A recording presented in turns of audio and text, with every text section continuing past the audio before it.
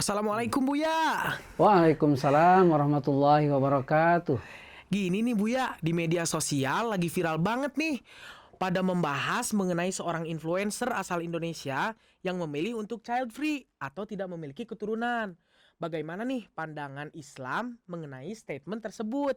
Mohon penjelasannya ya Buya, terima kasih. Ya, baik, bismillahirrahmanirrahim. Kalau ada seseorang yang mengatakan tidak perlu punya anak, bahkan tidak menginginkan punya anak, saya hanya ingin memberitahu bahwa Rasulullah pernah bersabda, tazawwajul waludal wadud, ya. Fa inni mukatsirum bikumul umamu yaumal qiyamah. Kata tazawwaju, menikahlah kalian al-wadud, ya, kepada calon pasangan yang memiliki kasih sayang yang dalam. Al-walud, yang banyak melahirkan anak. Fa inni mukatsirum bikumul umamu yaumal qiyamah. Karena pada hari kiamat nanti aku akan bangga punya umat yang sangat banyak. Jadi kalau Rasulullah mengatakan demikian, kira-kira nih kita akan nurut sama influencer atau kepada Rasulullah? Jadi kata Rasulullah, perbanyaklah anak dengan memilih pasangan yang subur, yang dapat melahirkan keturunan sebanyak-banyaknya. Yang kedua, kalau kita tidak punya anak, apa yang akan kita harapkan setelah kita mati? Kita kerja habis-habisan, punya kekayaan, punya peninggalan yang banyak. Itu semua hasil jerih payah kita akan kemana? Diambil orang lain. Tapi kalau kita punya keturunan, nanti dimanfaatkan oleh keturunan kita, mungkin untuk masa depan mereka yang lebih baik, untuk kehidupan mereka yang lebih baik.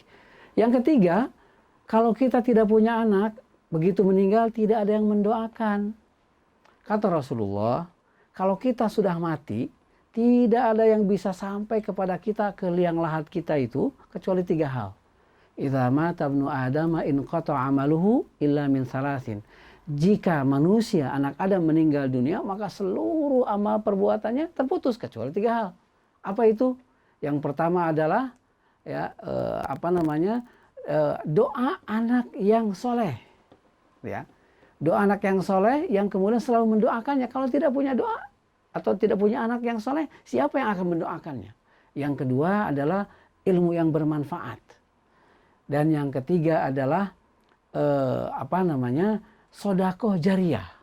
Jadi kalau kita urutkan, sedekatin jariyatin au ilmin yuntafa'u bihi au waladin salihin yad'u lahu. Jadi anak itu merupakan kekayaan kita yang bisa menembus dinding batas antara dunia dan akhirat, antara dunia dan alam kubur. Tidak ada yang bisa menembus itu kecuali doa anak kita. Nah, kalau kita sudah tidak punya anak, tidak punya keturunan, apalagi tidak menginginkan punya keturunan, siapa yang akan mendoakan kita pada saat kita membutuhkan doa di alam kubur nanti?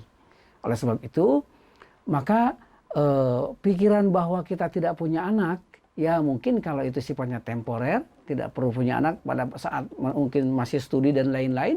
Tetapi ketika hidup normal, punya anak adalah sunnatullah, hukum alam yang tidak bisa diingkari. Sebab kalau manusia sepakat ingin tidak punya anak, maka berakhirlah kehidupan manusia. Selesai kita ini di dunia, berhenti semua generasi manusia.